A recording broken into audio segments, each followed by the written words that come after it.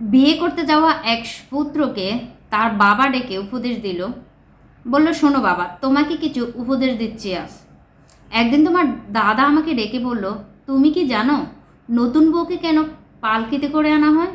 চাইলে তো তাকে যে কোনো গাড়িতে করে আনা যায়, কিন্তু তাকে কেন পালকিতে আনা হয়? তাকে পালকিতে করে আনা হয় শুধুমাত্র এটুকু বোঝানোর জন্য যে সে কতটা সম্মানের, কতটা সম্মানিত।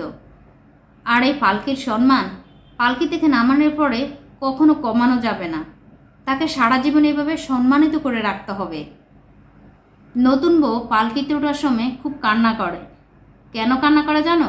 শুধুমাত্র তার স্বজনদেরকে ছেড়ে আসার জন্য কান্না করে না, বরং সে এজন্য কান্না করে যে তার নতুন জীবন কেমন হবে, তার নতুন মানুষগুলো তার সাথে কেমন ব্যবহার করবে, সেই বয়সে কাঁদতে থাকে।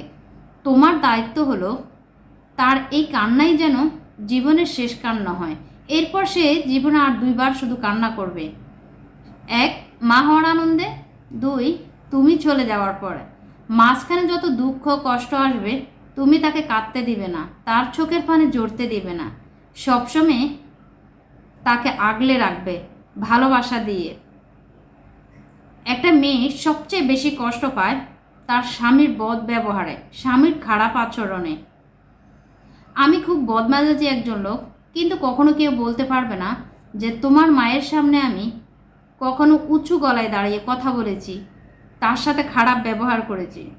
একটা মেয়েকে বিয়ে করা মানে তার সব দায় দায়িত্ব নেওয়া, আর এই দায় দায়িত্ব ঠিকমতে পালন করতে না পারলে আল্লাহর কাছে জবাবদিহি করতে হবে। আল্লাহ আমাদের প্রত্যেকটি কাজেরই হিসাব নেবেন। বউয়ের বাবা মাকে কখনো শ্বশুর শাশুড়ি বলে সম্বোধন করবে না, তাদেরকে বাবা মা বলে ডাকবে। তাহলে তোমার বউ আমাদেরকে সম্মান করবে, আমাদেরকে বাবা মা বলবে এবং ভালোবাসবে। দেখুন তো কত সুন্দর একটা পারিবারিক শিক্ষা, পারিবারিক উপদেশ সন্তানের জন্য বাবার।